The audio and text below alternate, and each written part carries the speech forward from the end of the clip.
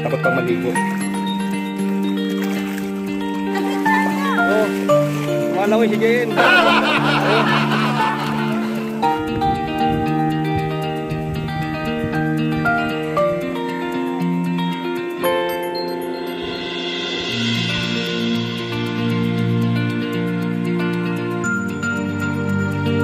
Ayan, no? Order tayo ng buko na masarap.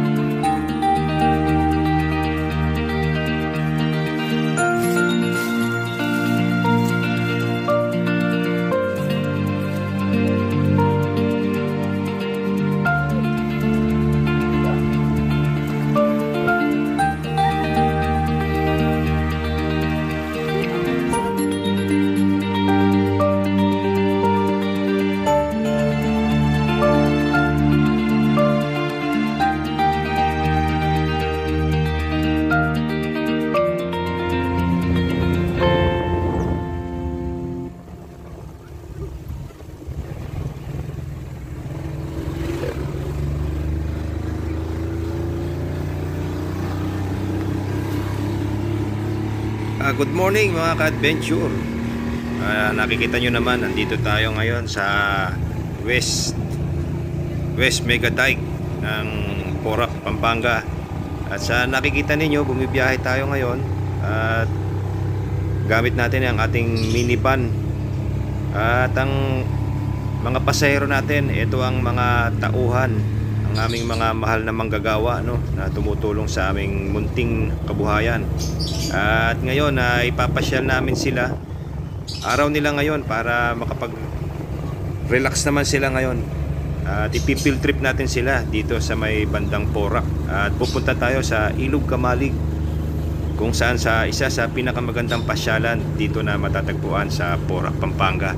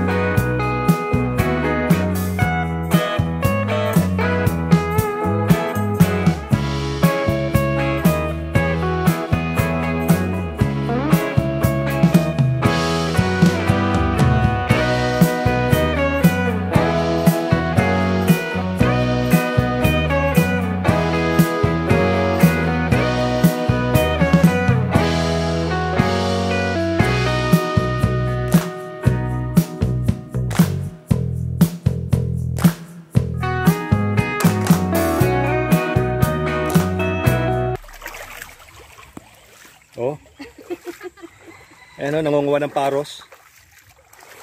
Pag-uwi ko si Alan ng buhangin. Nabigyan ng pangalan kasi ang salitang kamalig ay nagmula sa mga salitang Kastila. Kasi yung mga artista, sina Cheriel, yung namatay na artista, si Rosemary, kabaryo namin, meron sila dito? Itong barangay Pio ay sa kanila. Kaya na ano? Kaya noon, may malaki silang bodega rito, nahimbakan ng mga palay, mga hayop, na dito sa area ito. Ang tawag nila sa kanilang mga bodega, dahil mga Kastila sila ay kamalig. Kamalig. Kaya nung mag-suggest sa akin na isang principal na si Madam Luz Biminda Cunanan na gawing pasyalan, sinuggest na tayong taga rito ang magbibigay ng pangalan. Kaya nabigyan ko siya ng pangalan. Ito sir, dati tinatawag namin, ito kamalig. Itong ilog ay tinatawag namin balas-balasan. Balas-balasan. Ayun ang unang tawag. Dito sa ilog. Kasi noong araw, kahit na bike lang, walang nakakapunta. Ay, mahirap po ang daan. Hindi, dahil ito buhangin.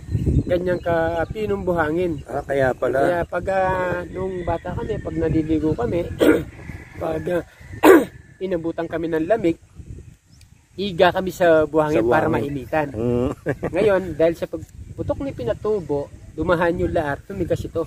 At tinabunan at tinubuan na siya ng damo.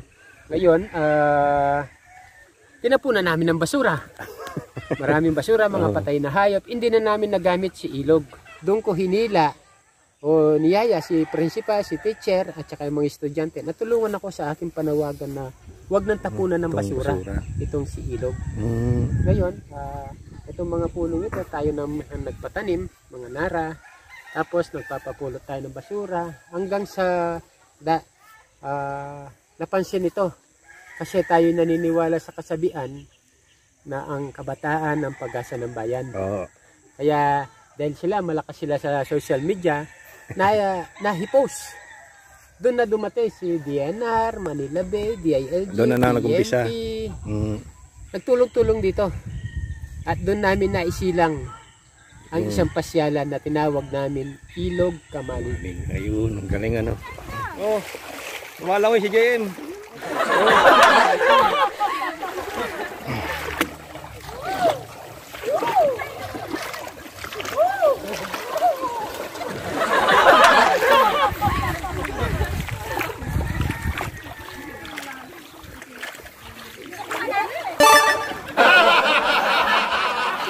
At yun nga guys, nandito na kami ngayon sa Ilog Kamalig at pinasyal natin yung mga kasama natin na tumutulong sa ating kabuhayan, yung ating mga manggagawa. Pinasyal natin nila dito sa Ilog Kamalig. Talagang maganda rito ngayon, na-develop na lang husto yung lugar na to. At saka para sa mga kaibigan natin diyang mahilig mag-camping, talagang the best tong lugar na to. May re-recommend ko to kasi maganda na ang lugar. At merong mga adventure dito na pwede niyong puntahan. Yan, pwede kayong merong short trekking dyan sa lugar na yan. Ayun, doon naman ang mga campsite. Ayan, may mga dumating na. Ayun yung ating service. Yan ang ating sasakyan, yung mini cab. At talagang napaka-presko ngayon dito. Ayan, ganyang kalinaw ang tubig. Malinis siya.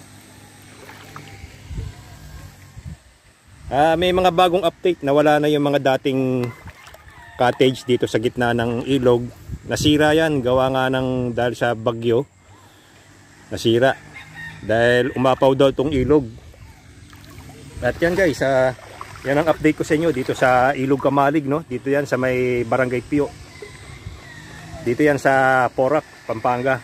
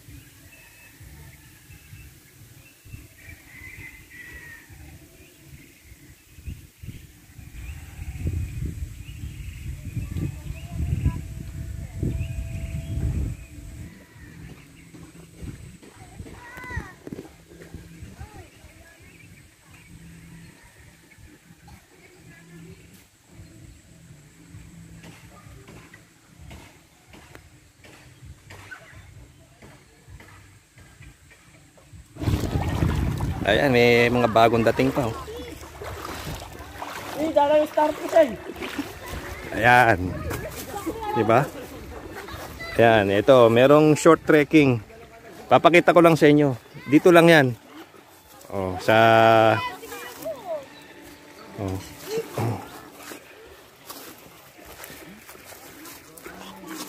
Ito yung favorite namin eh. Adventure. Ayan, no? Ang presko dito. Diba? Napaka-presko. Sino ka? Hmm?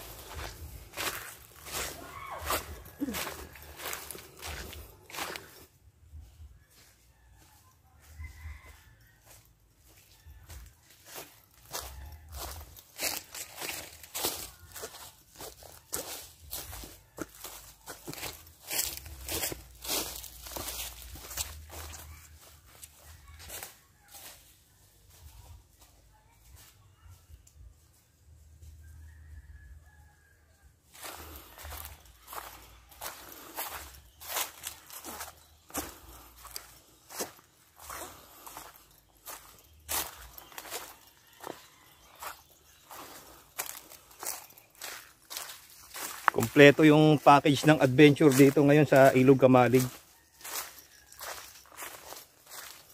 Pwede na kayong mag-camp, pwede kayong mag-picnic.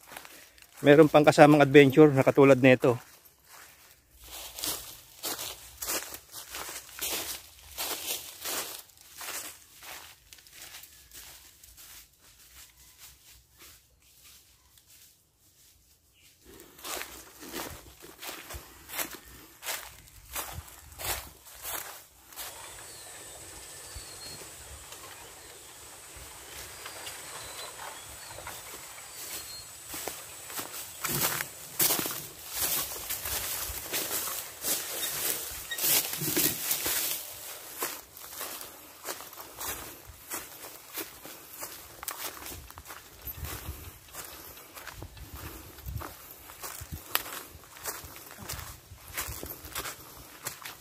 Ayan guys, meron pa ring ano doon.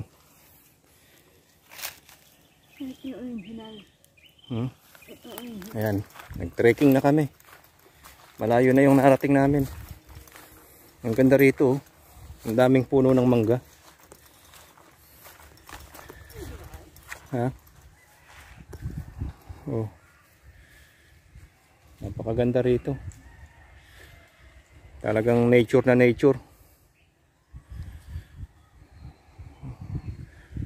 Ang presko ng hangin.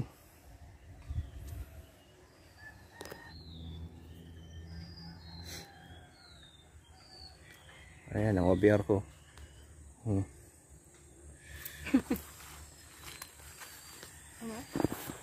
Ayan.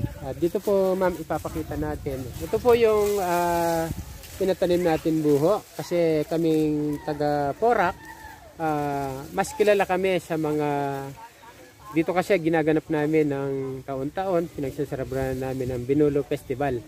Kaya nagpatanim tayo ng buho sa gilid ng Ilog Kamalig para kung may darating na turista na gusto magpaluto ng binulo, dito lang tayo kukuha sa tapat ng ilog. Ngayon kukuha tayo ng paggamit sa straw.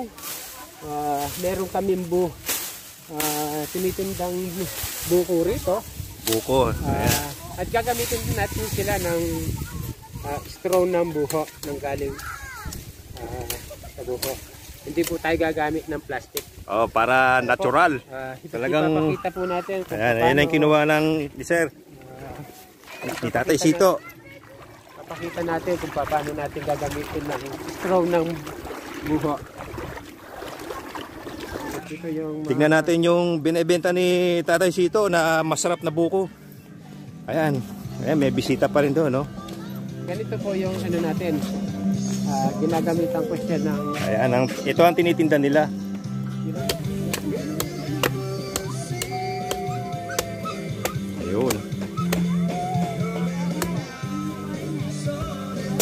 ngayon. Ito ang special nila ditong ino-offer. Yung kanilang special na buko, no? Lalagyan ng straw. Hindi po tayo gumagamit ng straw na plastic. Ito po yung ginagamit natin.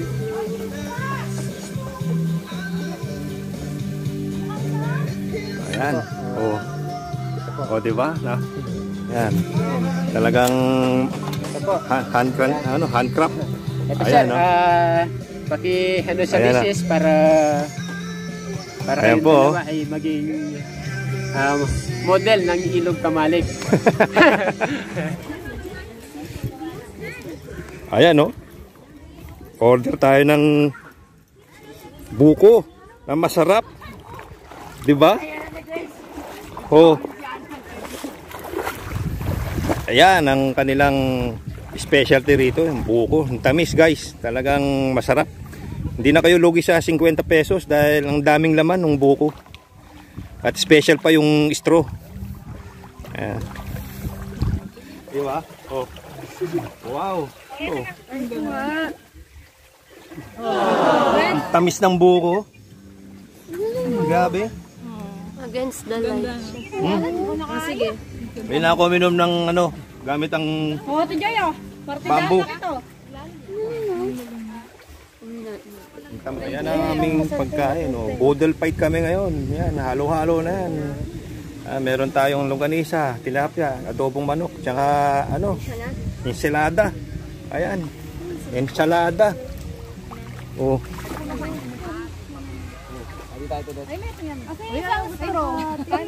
Saan yung sa amin yung biyak?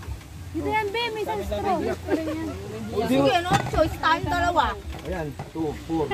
Si Ate. Salamat po sa biyak.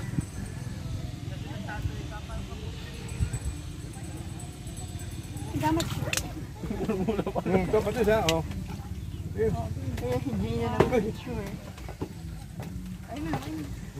Ano ko lang masabot. Kapit yun, eh. Pasa mo niya.